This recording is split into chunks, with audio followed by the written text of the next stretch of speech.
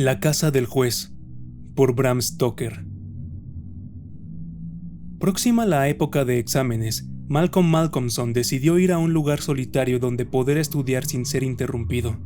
Temía las playas por su atractivo y también desconfiaba del aislamiento rural, pues conocía desde hacía mucho tiempo sus encantos. Lo que buscaba era un pueblo pequeño sin pretensiones donde nada le distrajera del estudio. Refrenó sus deseos de pedir consejo a algún amigo, pues pensó que cada uno le recomendaría un sitio ya conocido donde, indudablemente, tendría amigos. Malcolmson deseaba evitar las amistades y todavía tenía menos deseos de establecer contacto con los amigos de los amigos. Así que decidió buscar por sí mismo el lugar. Hizo su equipaje, tan solo una maleta con un poco de ropa y todos los libros que necesitaba, y compró un billete para el primer nombre desconocido que vio en los itinerarios de los trenes de cercanías. Se sintió satisfecho de lo bien que había conseguido borrar sus pistas para poder disponer del tiempo y la tranquilidad necesarios para proseguir sus estudios. Acudió de inmediato a la única fonda del pequeño y soñoliento lugar y tomó una habitación para la noche.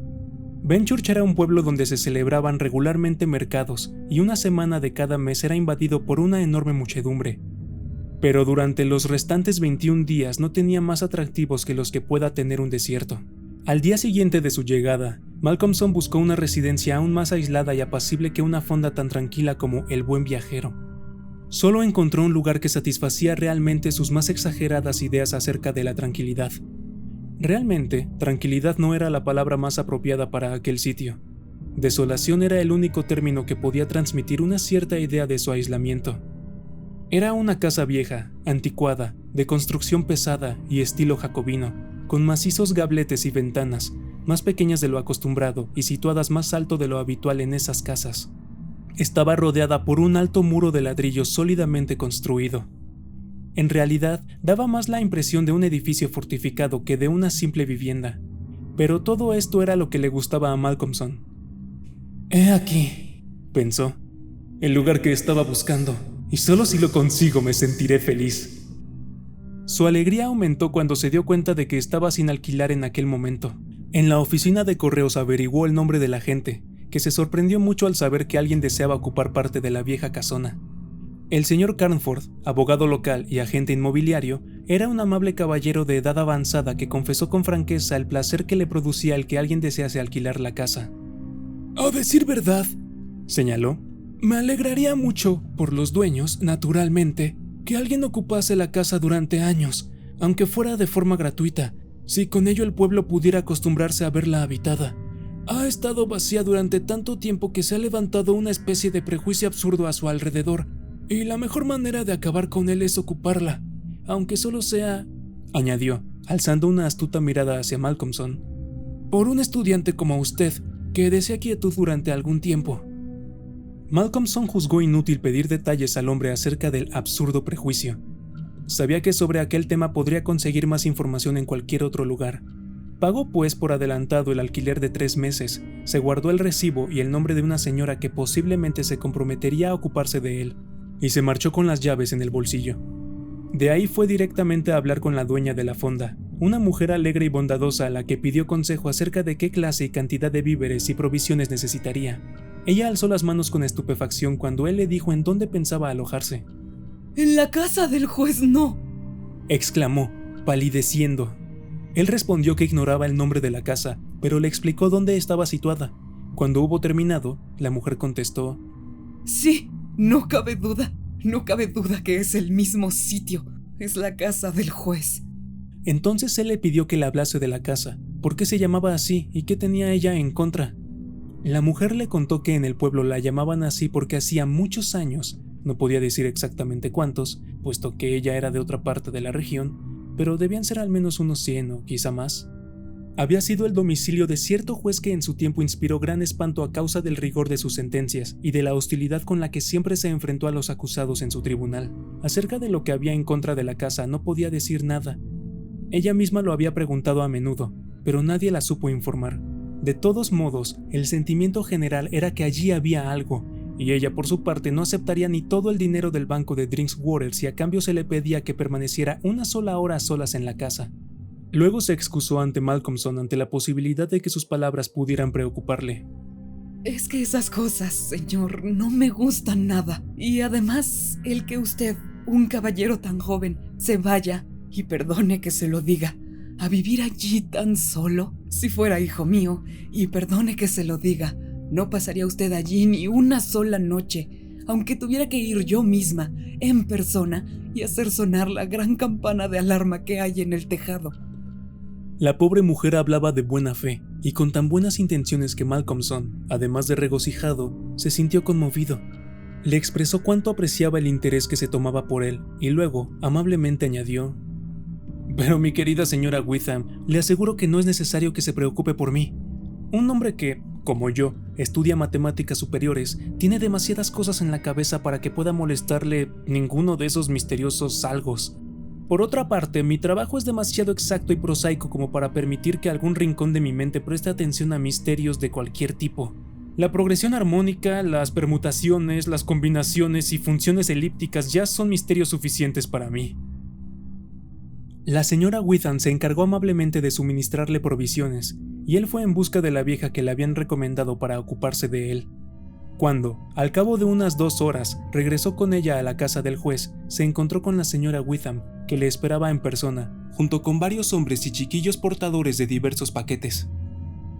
E incluso una cama que habían transportado en una carreta, puesto que, como dijo ella, aunque era posible que las sillas y las mesas estuvieran todas muy bien conservadas y fueran utilizables, no era bueno ni propio de huesos jóvenes descansar en una cama que no había sido oreada desde hacía por lo menos 50 años. La buena mujer sentía a todas luces curiosidad por ver el interior de la casa y recorrió todo el lugar, pese a manifestarse tan temerosa de los algos que al menor ruido se aferraba a Malcolmson, del cual no se separó ni un solo instante. Tras examinar la casa, Malcolmson decidió ocupar el gran comedor, que era lo suficientemente espacioso como para satisfacer todas sus necesidades, y la señora Witham, con ayuda de la señora Dempster, la asistenta, procedió a ordenar las cosas. Una vez desempaquetados los bultos, Malcolmson vio que, con mucha y bondadosa previsión, la mujer le había enviado de su propia cocina provisiones suficientes para varios días. Antes de marcharse, la mujer expresó toda clase de buenos deseos, y, ya en la misma puerta, se volvió para decir: «Quizás, señor, puesto que la habitación es grande y con muchas corrientes de aire, puede que no le venga mal instalar uno de esos biombos grandes alrededor de la cama por la noche. Pero, la verdad sea dicha, yo me moriría de miedo si tuviera que quedarme aquí encerrada con toda esa clase de cosas que asomarán sus cabezas por los lados o por encima del biombo y se pondrán a mirarme». La imagen que acababa de evocar fue excesiva para sus nervios y huyó precipitadamente. La señora Dempster, con aires de superioridad, lanzó un despectivo resoplido cuando se hubo ido la otra mujer, y afirmó categóricamente que ella por su parte no se sentía en absoluto inclinada a atemorizarse ni ante todos los duendes del mundo. «Le diré a usted lo que pasa, señor. Los duendes son toda clase de cosas, menos duendes. Ratas, ratones y escarabajos, y puertas que crujen, y tejas caídas, y tiradores de cajones que aguantan firmes cuando usted tira de ellos y luego se caen solos en medio de la noche. Observe el zócalo de la habitación. Es viejo, tiene cientos de años. ¿Cree usted que no va a haber ratas y escarabajos ahí detrás? ¡Claro que sí! ¿E imagina usted que no va a haberlos? ¡Claro que no! Las ratas son los duendes, se lo digo yo, y los duendes son las ratas, y no crea otra cosa». «Señora Dempster», dijo gravemente Malcolmson, con una pequeña inclinación de cabeza, «sabe usted más que un catedrático de matemáticas. Permítame decirle que, en señal de mi estima hacia su indudable salud mental, cuando me vaya le daré la posesión de esta casa y le permitiré que resida aquí usted sola durante los 2 últimos meses de mi alquiler, puesto que las 4 primeras semanas bastarán para mis propósitos». «Muchas gracias por su amabilidad, señor, pero no puedo dormir ni una noche fuera de mi dormitorio. Vivo en la casa de caridad Greenhow, y si pasara una sola noche fuera de mis habitaciones perdería todos los derechos de seguir viviendo allí. Las reglas son muy estrictas y hay demasiada gente esperando una vacante para que yo me decida a correr el menor riesgo. Si no fuera por esto, señor, vendría con mucho gusto a dormir aquí para atenderle durante su estancia». «Mi buena señora, he venido aquí con el propósito de estar solo, y créame que le estoy profundamente agradecido al difunto señor Greenhow por haber organizado su casa de caridad, o lo que sea, de forma tan admirable que me vea privado por la fuerza de la oportunidad de tan terrible tentación. San Antonio en persona no habría podido ser más rígido al respecto. La vieja se rió secamente. Ah, ustedes los señoritos jóvenes no se asustan de nada. Puede estar seguro que encontrará aquí toda la soledad que desea. Y se puso a trabajar en la limpieza, y, al anochecer, cuando Malcolmson regresó de dar su paseo, siempre llevaba uno de sus libros para estudiar mientras paseaba, se encontró con la habitación barrida y aseada, un fuego ardiendo en la chimenea, y la mesa servida para la cena con las excelentes provisiones de la señora Witham. «Esto sí es comodidad», dijo, mientras se frotaba las manos. Tras terminar de cenar y poner la bandeja con los restos de la cena al otro extremo de la gran mesa de roble, volvió a sus libros. Echó más leña al fuego, despabiló la lámpara y se sumergió en su duro trabajo. No hizo ninguna pausa hasta más o menos las 11, cuando suspendió su tarea durante unos minutos para avivar el fuego y despabilar de nuevo la lámpara y hacerse una taza de té. Siempre había sido muy aficionado al té. Durante toda su vida universitaria solía quedarse estudiando hasta muy tarde y siempre tomaba té, y más té hasta que dejaba de estudiar. El descanso era un lujo para él y lo disfrutaba como una sensación de delicioso y voluptuoso desahogo.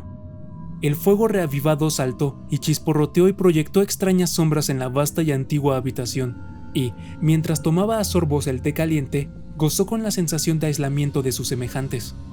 Fue entonces cuando notó por primera vez el ruido que hacían las ratas. «Seguro que no han hecho tanto ruido durante todo el tiempo que he estado estudiando», pensó. «De lo contrario me hubiera dado cuenta». Luego, mientras el ruido iba en aumento, se tranquilizó diciéndose que aquellos rumores eran realmente nuevos. Resultaba evidente que al principio las ratas se habían asustado por la presencia de un extraño y por la luz del fuego y de la lámpara, pero a medida que transcurría el tiempo, se habían ido volviendo más atrevidas y ya se hallaban entretenidas de nuevo en sus ocupaciones habituales. Y eran realmente activas, subían y bajaban por detrás del zócalo que revestía la pared, por encima del cielo raso, por debajo del suelo, se movían, corrían, bullían, roían y arañaban. Malcolmson sonrió al recordar las palabras de la señora Dempster. Los duendes son las ratas y las ratas son los duendes.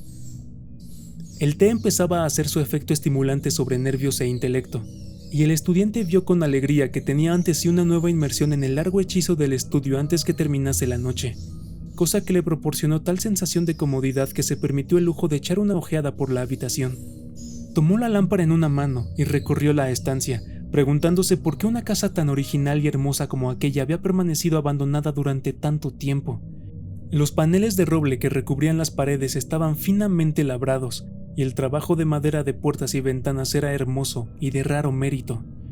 Había algunos cuadros viejos en las paredes, pero estaban tan densamente cubiertos de polvo y suciedad que no pudo distinguir ningún detalle a pesar de que levantó la lámpara todo lo posible para iluminarlos. Aquí y allá, en su recorrido, topó con alguna grieta o agujero bloqueados por un momento por la cabeza de una rata, cuyos brillantes ojos relucían a la luz, pero al instante la cabeza desaparecía, con un chillido y un rumor de huida. Sin embargo, lo que más intrigó a Malcolmson fue la cuerda de la gran campana de alarma del tejado, que colgaba en un rincón de la estancia, a la derecha de la chimenea. Arrastró hasta cerca del fuego una gran silla de roble tallado y respaldo fino, y se sentó para tomar su última taza de té. Cuando hubo terminado, avivó el fuego y volvió a su trabajo, sentado en la esquina de la mesa, con el fuego a su izquierda. Durante un buen rato las ratas perturbaron su estudio con su continuo rebullir, pero acabó por acostumbrarse al ruido, del mismo modo que uno se acostumbra al tic-tac de un reloj o al rumor de un torrente, y así se sumergió de tal forma en el trabajo que nada en el mundo, excepto el problema que estaba intentando resolver, hubiera sido capaz de hacer mella en él. Pero de pronto, sin haber conseguido resolverlo aún, levantó la cabeza. En el aire notó esa sensación tan peculiar que precede al amanecer y que tan temible resulta para los que llevan vidas dudosas. El ruido de las ratas había cesado. Desde luego, tenía la impresión de que había cesado hacía tan solo unos instantes, y que precisamente había sido ese repentino silencio lo que le había obligado a levantar la cabeza. El fuego se había ido apagando, pero todavía arrojaba un profundo y rojo resplandor. Al mirar en esa dirección, y a pesar de toda su sangre fría, sufrió un sobresalto. Allí, sobre la silla de roble tallado y alto respaldo, a la derecha de la chimenea, había una enorme rata que le miraba fijamente con sus tristes ojillos. Hizo un gesto para ahuyentarla, pero la rata no se movió. ante lo cual hizo un ademán de arrojarle algo. Tampoco se movió, sino que le mostró encolerizada sus grandes dientes blancos. A la luz de la lámpara, sus crueles ojillos brillaban con una luz de venganza. Malcolmson se asombró y, tomando el atizador de la chimenea, corrió hacia la rata para matarla. Pero antes de que pudiera golpearla, ésta, con un chillido que parecía concentrar todo su odio, saltó al suelo y, trepando por la cuerda de la campana de alarma, desapareció en la oscuridad donde no llegaba el resplandor de la lámpara, tamizado por una pantalla verde. Al instante, y eso fue lo más extraño, el ruidoso bullicio de las ratas tras los paneles de roble se reanudó. Esta vez Malcolmson no consiguió sumergirse de nuevo en el problema, pero cuando el gallo cantó afuera anunciando la llegada del alba, se fue a la cama a descansar. Durmió tan profundamente que ni siquiera se despertó cuando llegó la señora Dempster para arreglar la habitación. Solo lo hizo cuando la mujer, una vez barrida la estancia y preparado el desayuno, golpeó discretamente el biombo que ocultaba la cama.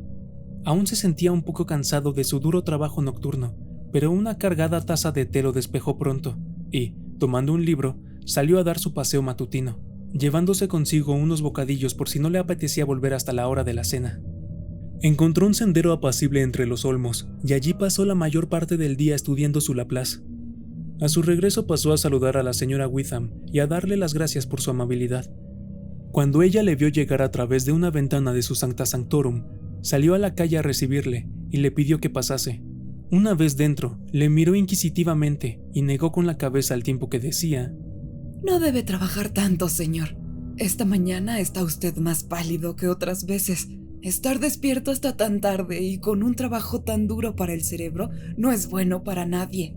Pero dígame, señor, ¿cómo ha pasado la noche? Espero que bien.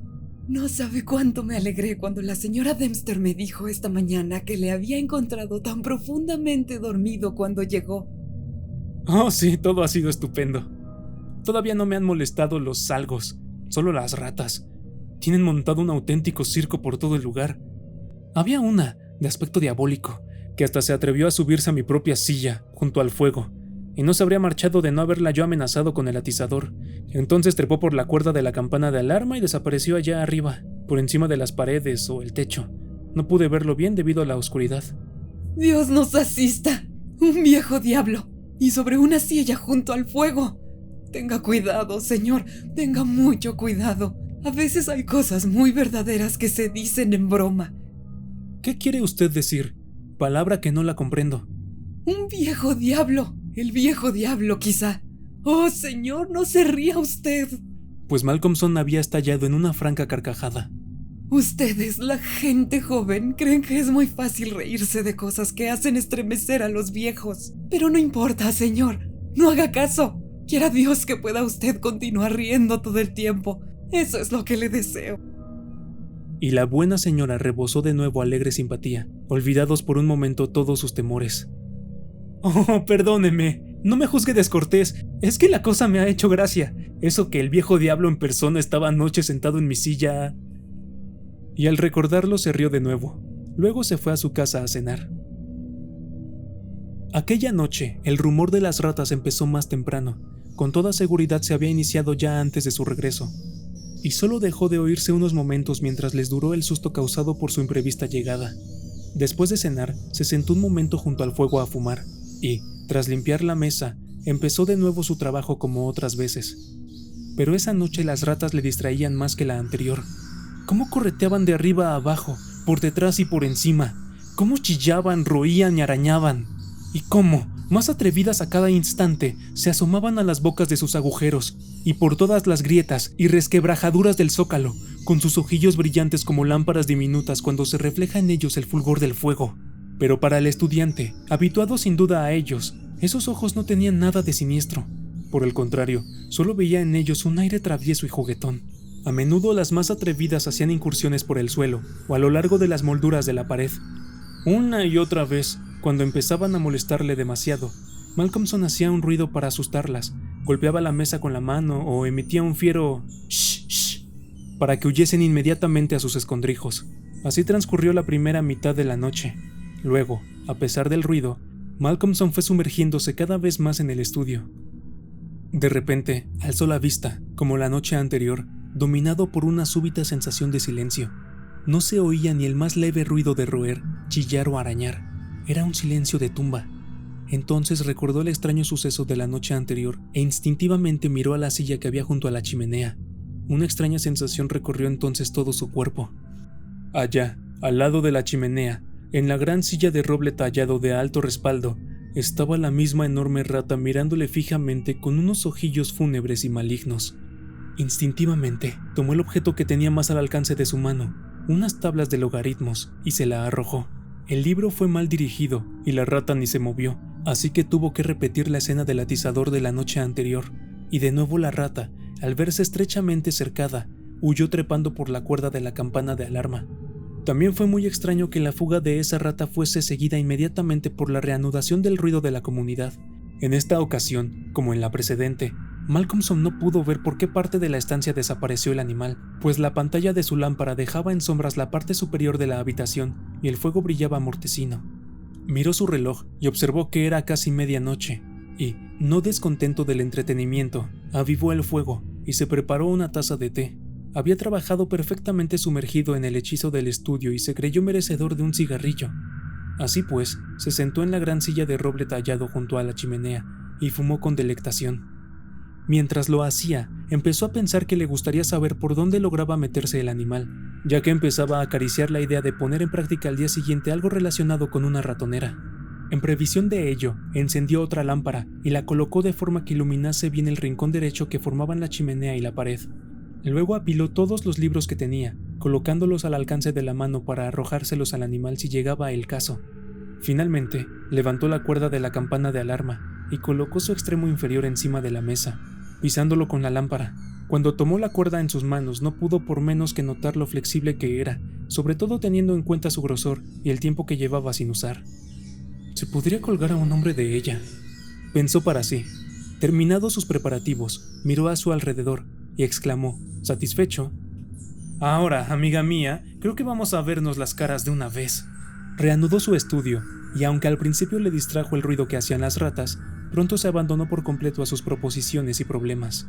De nuevo fue reclamado de pronto por su alrededor. Esta vez no fue solo el repentino silencio lo que llamó su atención. Había, además, un ligero movimiento de la cuerda, y la lámpara se tambaleaba. Sin moverse, comprobó que la pila de libros estuviese al alcance de su mano, y luego deslizó su mirada a lo largo de la cuerda. Pudo observar que la gran rata se dejaba caer desde la cuerda a la silla de roble, se instalaba en ella y le contemplaba. Tomó un libro con la mano derecha y, apuntando cuidadosamente, se lo lanzó. La rata, con un rápido movimiento, saltó de costado y esquivó el proyectil. Tomó entonces un segundo y luego un tercero y se los lanzó uno tras otro, pero sin éxito. Por fin, y en el momento en el que se disponía a arrojarle un nuevo libro, la rata chilló y pareció asustada. Esto aumentó más su deseo de dar en el blanco. El libro voló y alcanzó a la rata con un golpe resonante. El animal lanzó un chillido terrorífico y, echando a su perseguidor una mirada de terrible malignidad, trepó por el respaldo de la silla, desde cuyo borde superior saltó hasta la cuerda de la campana de alarma, por la cual subió con la velocidad del rayo. La lámpara que sujetaba la cuerda se tambaleó bajo el repentino tirón, pero era pesada y no llegó a caerse. Malcolmson siguió a la rata con la mirada y la vio, gracias a la luz de la segunda lámpara, saltar a una moldadura de zócalo y desaparecer por un agujero en uno de los grandes cuadros colgados de la pared, indescifrable bajo la espesa capa de polvo y suciedad. «Mañana le echaré una ojeada a la vivienda de mi amiga», dijo en voz alta el estudiante, mientras recogía los volúmenes tirados por el suelo. «El tercer cuadro a partir de la chimenea, no lo olvidaré». Tomó los libros uno a uno, haciendo un comentario sobre ellos mientras iba leyendo sus títulos. «Secciones cónicas no la rozó, ni tampoco oscilaciones cicloideas, ni los Principia, ni los cuaternios, ni la termodinámica. Este es el libro que la alcanzó». Malcolmson lo miró del suelo y miró el título, y, al hacerlo, se sobresaltó, y una súbita palidez le cubrió el rostro.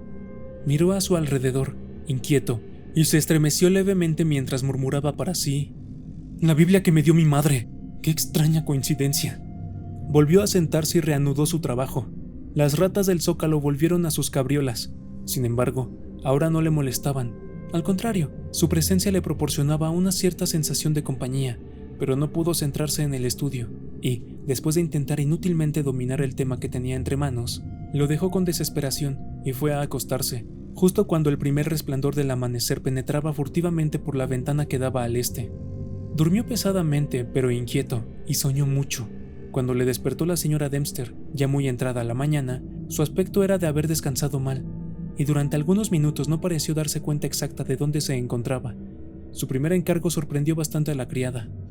«Señora Dempster, cuando me ausente hoy de casa, quiero que tome la escalera, saque el polvo y limpie bien todos esos cuadros, especialmente el tercero a partir de la chimenea. Quiero ver qué hay en ellos». Hasta bien entrada la tarde estuvo Malcolmson estudiando a la sombra de los árboles. A medida que transcurría el día notó que sus asimilaciones mejoraban progresivamente y fue volviendo al alegre optimismo del día anterior. Ya había conseguido solucionar satisfactoriamente todos los problemas que hasta entonces le habían eludido, y se encontraba en un estado de tal euforia que decidió hacer una visita a la señora Witham en el Buen Viajero. La encontró en su confortable cuarto de estar, acompañada por un desconocido que le fue presentado como el Dr. Thornhill. La mujer no parecía hallarse totalmente a gusto, y esto, unido a que el hombre se lanzó de inmediato a hacerle toda una serie de preguntas, hizo pensar a Malcolmson que la presencia del doctor no era casual, así que dijo sin rodeos: «Dr. Thornhill, contestaré gustosamente cualquier pregunta que quiera hacerme si primero me contesta usted a una que deseo hacerle yo». El doctor pareció sorprenderse, pero sonrió y respondió al momento: «De acuerdo, ¿de qué se trata?» «¿Le pidió a usted la señora Witham que viniera aquí a verme y aconsejarme?» El doctor Thornhill se mostró por un momento desconcertado, y la señora Witham enrojeció vivamente y volvió la cara hacia otro lado. Sin embargo, el doctor era un hombre sincero e inteligente, y no dudó en contestar con franqueza: «Así fue, en efecto, pero no quería que usted se enterase. Supongo que han sido mi torpeza y mi apresuramiento los que le han hecho sospechar, pero en fin, lo que me dijo fue que no le gustaba la idea de que estuviese usted en esa casa completamente solo, y tomando tanto té, y tan cargado. Deseaba que yo le aconsejase que dejara el té y no se quedara a estudiar tan tarde. Yo también fui un buen estudiante en mis tiempos, y por ello espero que me permita tomarme la libertad de darle un consejo sin ánimo de ofenderle, puesto que no le hablo como un extraño, sino como un universitario puede hablarle a otro». Malcolmson le tendió la mano con una radiante sonrisa. «Choque esos 5, como dicen en Norteamérica. Le agradezco mucho su interés, y también a la señora Witham, y su amabilidad me obliga a pagarles con la misma moneda. Prometo no volver a tomar té cargado, ni sin cargar, hasta que usted me autorice. Y esta noche me iré a la cama a la 1 de la madrugada a lo más tarde. ¿Está de acuerdo?» «Estupendo», dijo el médico. «Y ahora cuénteme usted todo lo que ha visto en el viejo caserón». Malcolmson relató con todo detalle lo sucedido en las 2 últimas noches. Fue interrumpido de vez en cuando por las exclamaciones de la señora Witham, hasta que finalmente, al llegar al episodio de la Biblia, toda la emoción reprimida de la mujer halló salida en un tremendo alarido, y hasta que no se le administró un buen vaso de coñac con agua no se repuso. El doctor lo escuchó todo con expresión de creciente gravedad, y cuando el relato llegó a su fin y la señora Witham quedó tranquila, preguntó: «¿La rata siempre trepa por la cuerda de la campana de alarma?» «Sí, siempre». «Supongo que ya sabrá usted», dijo el doctor tras una pausa, «¿qué es esa cuerda?» «No». «Es», dijo el doctor lentamente, «la misma que utilizaba el verdugo para ahorcar a las víctimas del cruel juez». Al llegar a este punto fue interrumpido de nuevo por otro grito de la señora Witham, y hubo que poner otra vez en juego los medios para que volviera a recobrarse. Malcolmson, tras consultar su reloj, observó que ya era casi hora de cenar, y se marchó a su casa tan pronto como ella se hubo recobrado. Cuando la señora Witham volvió totalmente en sí, asaetó al doctor con coléricas preguntas acerca de qué pretendía metiendo aquellas horribles ideas en la cabeza del pobre joven. «Ya tiene allí demasiadas preocupaciones», añadió.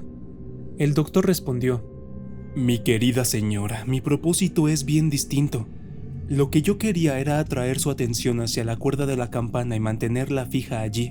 Es posible que se halle en un estado de gran sobreexcitación por haber estudiado demasiado o por lo que sea, pero de todas formas me veo obligado a reconocer que parece un joven tan sano y fuerte mental y corporalmente como el que más. Pero luego están las ratas y esa sugerencia del diablo». El doctor agitó la cabeza y prosiguió: «Me habría ofrecido a ir a pasar la noche con él, pero estoy seguro de que eso le hubiera humillado. Parece que por la noche sufre algún tipo extraño de terror o alucinación, y de ser así deseo que tire de esa cuerda». Como está completamente solo, eso nos servirá de aviso y podremos llegar hasta él a tiempo aún de serle útiles. Esta noche me mantendré despierto hasta muy tarde y tendré los oídos bien abiertos. No se alarme usted, señora Witham, si Benchurch recibe una sorpresa antes de mañana. Oh, doctor, ¿qué quiere usted decir? Exactamente esto. Es muy posible, o mejor dicho probable, que esta noche oigamos la campana de alarma de la casa del juez. Y el doctor hizo un mutis tan efectista como se podía esperar. Cuando Malcolmson llegó a la casa, descubrió que era poco más tarde que de costumbre y que la señora Dempster ya se había marchado. Las reglas de la casa de caridad Greenhow no eran de desdeñar. Se alegró mucho de ver que el lugar estaba limpio y reluciente. Un alegre fuego ardía en la chimenea y la lámpara estaba bien despabilada. La tarde era muy fría para el mes de abril y soplaba un pesado viento con una violencia que crecía tan rápidamente que podía esperarse una buena tormenta para la noche. El ruido que hacían las ratas cesó durante pocos minutos tras su llegada, pero tan pronto como se volvieron a acostumbrar a su presencia, lo reanudaron. Y una vez más notó que en su bullicioso rumor había algo que le hacía sentirse acompañado. Sus pensamientos retrocedieron hasta el extraño hecho que las ratas solo dejaban de manifestarse cuando aquella otra rata, la gran rata de ojillos fúnebres, entraba en escena. Solo estaba encendida la lámpara de lectura, cuya pantalla verde mantenía en sombras el techo y la parte superior de la estancia, de tal modo que la alegre y rojiza luz de la chimenea se extendía cálida y agradable por el pavimento y brillaba sobre el blanco mantel que cubría la mesa. Malcolmson se sentó a cenar con buen apetito y espíritu alegre. Después de cenar y fumar un cigarrillo, se entregó firmemente a su trabajo, decidido a que nada le distrajese, pues recordaba la promesa hecha al doctor y quería aprovechar de la mejor manera posible el tiempo que disponía. Durante más de una hora trabajó sin problemas, y luego sus pensamientos empezaron a desprenderse de los libros y a vagabundear por su cuenta. Las actuales circunstancias en las que se hallaba y la llamada de atención sobre su salud nerviosa no eran algo que pudiera despreciar. Por aquel entonces, el viento se había convertido ya en un vendaval, y el vendaval en una tormenta. La vieja casa, pese a su solidez, parecía estremecerse desde sus cimientos, y la gran tormenta rugía y bramaba a través de las múltiples chimeneas y los viejos gabletes, produciendo extraños y aterradores sonidos en los pasillos y las estancias vacías. Incluso la gran campana de alarma del tejado debía estar sufriendo los embates del viento, pues la cuerda subía y bajaba levemente, como si la campana estuviera moviéndose un poco, y el extremo inferior de la flexible cuerda azotaba el suelo de roble con un ruido duro y hueco. Al escucharlo, Malcolmson recordó las palabras del doctor. Es la cuerda que utilizaba el verdugo para ahorcar a las víctimas del cruel juez. Se acercó al rincón de la chimenea y la tomó entre sus manos para contemplarla. Parecía sentir como una especie de morboso interés por ella, y mientras la estaba observando, se perdió un momento en conjeturas sobre quiénes habrían sido esas víctimas, y sobre el lúgubre deseo del juez de tener siempre ante su vista una reliquia tan macabra. Mientras permanecía allí, el suave balanceo de la campana del tejado había seguido comunicando a la cuerda cierto movimiento, pero ahora, de pronto, empezó a notar una nueva sensación, una especie de temblor en la cuerda, como si algo se estuviera moviendo a lo largo de ella. Levantó instintivamente la vista y vio a la enorme rata que, lentamente, bajaba hacia él mirándole con fijeza. Soltó la cuerda y retrocedió con brusquedad, mascullando una maldición. La rata dio la vuelta, trepó de nuevo por la cuerda y desapareció. Y en ese instante Malcolmson se dio cuenta que el ruido de las ratas, que había cesado hacía un momento, volvía a comenzar. Todo esto le dejó pensativo. Entonces recordó que no había investigado la madriguera de la rata ni mirado los cuadros como había pensado hacer. Encendió la otra lámpara, que no tenía pantalla, y levantándola, se situó frente al tercer cuadro a la derecha de la chimenea, que era por donde había visto desaparecer a la rata la noche anterior. A la primera ojeada retrocedió, tan bruscamente sobresaltado que casi dejó caer la lámpara, y una mortal palidez cubrió sus facciones. Sus rodillas se entrechocaron, pesadas gotas de sudor perlaron su frente y tembló como un álamo, pero era joven y animoso, y consiguió armarse nuevamente de valor. Tras una pausa de unos pocos segundos avanzó lentamente unos pasos, alzó la lámpara y examinó el cuadro, que una vez desempolvado y limpio, ya era claramente distinguible. Era el retrato de un juez vestido de púrpura y armiño. Su rostro era fuerte y despiadado, maligno, vengativo y astuto, con una boca sensual y una nariz ganchuda de rojizo color y forma semejante al pico de un ave de presa. El resto de la cara era de un color cadavérico. Los ojos, de un brillo peculiar, tenían una expresión terriblemente maligna. Contemplándolos, Malcolmson sintió frío, pues en ellos vio una réplica exacta de los ojos de la enorme rata. Casi se le cayó la lámpara de la mano cuando vio a esta mirándole con sus ojillos fúnebres desde el agujero de la esquina del cuadro y notó el repentino cese del ruido de las demás. Pese a ello, volvió a reunir todo su valor y continuó examinando la pintura. El juez estaba sentado en una gran silla de roble tallado de respaldo alto, a la derecha de una chimenea de piedra junto a la cual colgaba, desde el techo, una cuerda que yacía con su extremo inferior enrollado en el suelo. Con una sensación de horror, Malcolmson reconoció en esa escena la habitación en donde se hallaba ahora, y miró despavorido a su alrededor, como esperando hallar alguna extraña presencia a su espalda. Luego volvió a dirigir su mirada al rincón que formaba la chimenea y, lanzando un grito desgarrado, dejó caer la lámpara que llevaba en la mano. Allí, en la silla del juez, con la cuerda colgando tras ella, se había instalado aquella enorme rata que tenía la misma fúnebre mirada que éste, ahora diabólicamente intensa. Excepto el ulular de la tormenta, todo mantenía un completo silencio. La lámpara caída hizo que Malcolmson volviera a la realidad. Por fortuna, era de metal y el aceite no se derramó. Sin embargo, la necesidad de recogerla de inmediato serenó sus aprensiones nerviosas. Cuando hubo apagado la lámpara, se secó el sudor y meditó un momento. «Esto no puede ser», se dijo en voz alta. «Si sigo así voy a volverme loco. Basta ya. Prometí al doctor que no tomaría té. Por Dios que tenía razón. Mis nervios han debido llegar a un estado terrible. Es curioso que yo no lo note. Nunca en mi vida me he encontrado mejor. Pero ahora todo vuelve a ir bien. No volveré a comportarme como un necio». Se preparó un buen estado de brandy y se sentó resueltamente para proseguir su estudio. Llevaba así cerca de una hora cuando levantó la vista del libro, atraído por el súbito silencio. Sin embargo, el viento ululaba y rugía más fuerte que nunca, y la lluvia golpeaba en ráfagas los cristales de las ventanas como si fuera granizo. En el interior de la casa, sin embargo, no se oía nada, excepto el eco del viento bramando por la gran chimenea como un aullido de la tormenta. El fuego casi se había apagado, ardía ya sin llama, arrojando solo un resplandor rojizo. Malcolmson escuchó con atención, y entonces oyó un tenue y chirriante ruido, casi inaudible. Provenía del rincón de la estancia donde colgaba la cuerda, y el estudiante pensó que debía producirlo el roce de la cuerda contra el suelo cuando el balanceo de la campana le hacía subir y bajar. Sin embargo, al mirar hacia allí, observó sorprendido que la rata, agarrada a la cuerda, la estaba royendo. La cuerda estaba ya casi roída por completo. Se podía ver un color más claro en el punto donde las hebras internas habían quedado al descubierto. Mientras observaba, la tarea quedó completada y la cuerda cayó con un chasquido sobre el piso de roble, al tiempo que, por un instante, la gran rata permanecía colgada, como una monstruosa borla o campanilla, del cabo superior que empezó a balancearse a uno y otro lado. Malcolmson sintió por un momento otra oleada brusca de terror al darse cuenta que la posibilidad de comunicarse con el mundo exterior y pedir auxilio había quedado cortada, pero este sentimiento fue reemplazado enseguida por una intensa cólera y, agarrando el libro que estaba leyendo, lo arrojó contra la rata. El tiro iba bien dirigido, pero antes de que el proyectil pudiera alcanzarla, la rata se dejó caer y aterrizó en el suelo con un blando ruido. Malcolmson se abalanzó al instante sobre ella, pero el animal salió disparado y desapareció en las sombras de la estancia. Malcolmson comprendió que el estudio había terminado, al menos por aquella noche, y decidió alterar la monotonía de su vida con una cacería de ratas. Retiró la pantalla de la lámpara para conseguir un mayor radio de acción de la luz.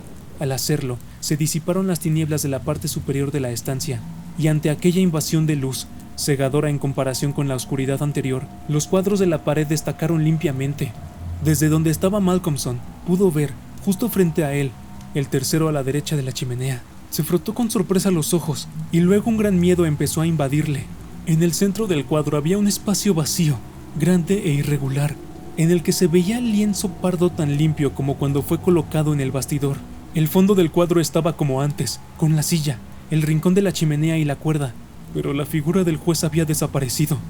Malcolmson, estremecido de terror, fue girando lentamente, y entonces empezó a estremecerse y a temblar como afectado por un ataque de parálisis.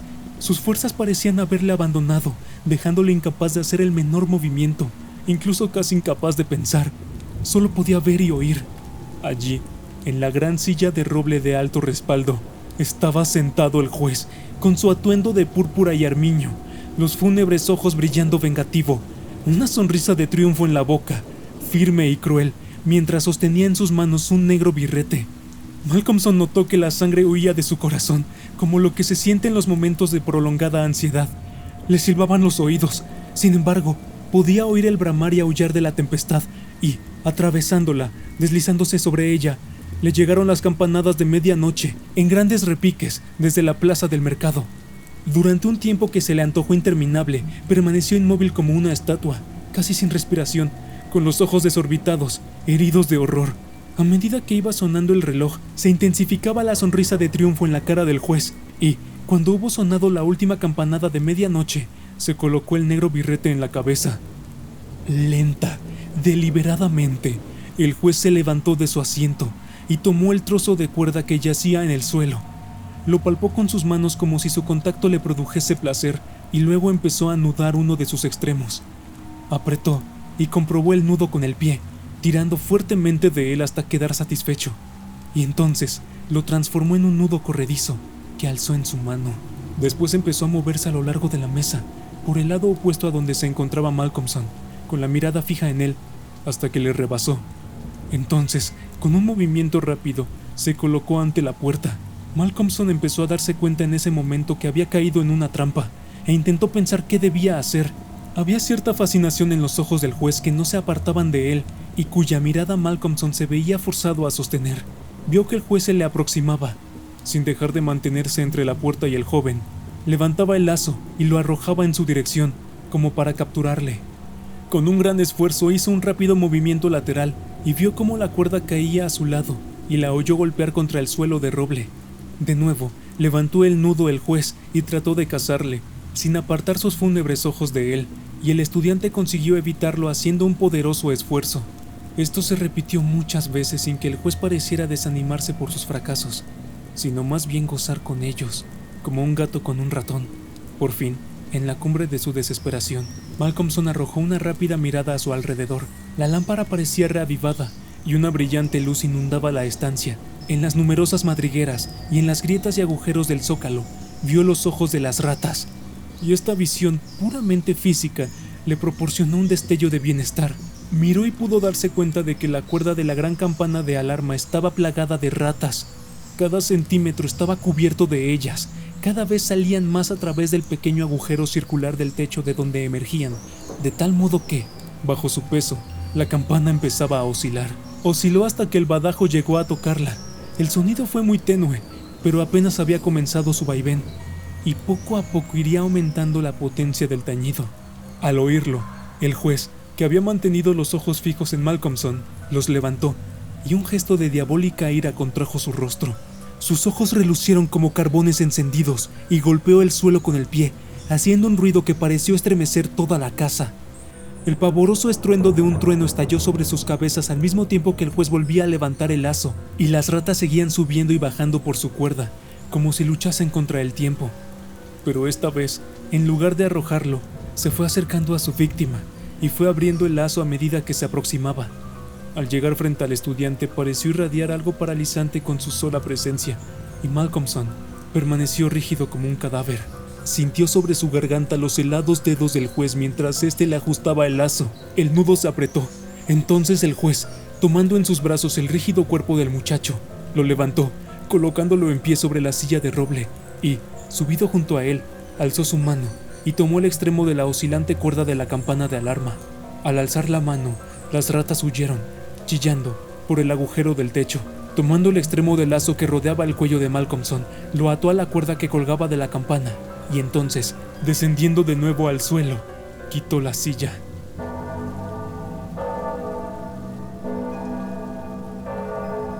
Al comenzar a sonar la campana de alarma de la casa del juez, se congregó de inmediato un gran gentío. Aparecieron luces y antorchas, y, silenciosamente, la multitud se encaminó presurosa hacia allí. Golpearon fuertemente la puerta, pero nadie respondió. Entonces la echaron abajo y penetraron en el gran comedor. El doctor iba a la cabeza de todos. El cuerpo del estudiante se balanceaba del extremo de la cuerda de la gran campana de alarma. En el cuadro, el rostro del juez mostraba una sonrisa maligna.